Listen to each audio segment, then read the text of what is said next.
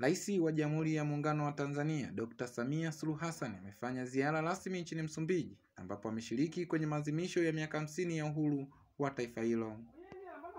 Katika tukio la kuheshimu mashujaa wa ukombozi wa taifa hilo, Rais Samia aliweka taji la maua kwenye mnara wa kumbukizi wa mashujaa. Kitendo hicho kimekuwa ni ishara ya heshima na mshikamano baina ya Tanzania na Msumbiji.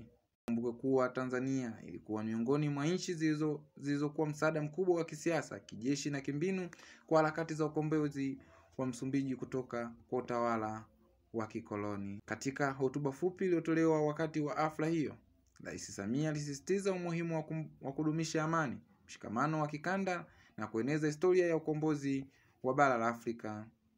Aliwapongeza wananchi wa Msumbiji kwa hatua kubwa ya maendeleo waliowafikia tangu kupata uhuru mnamo tarehe 25 Juni mwaka 1975. Nikiripoti kutoka Msumbiji, Michael Mwakasege, Kankono TV, Songwe.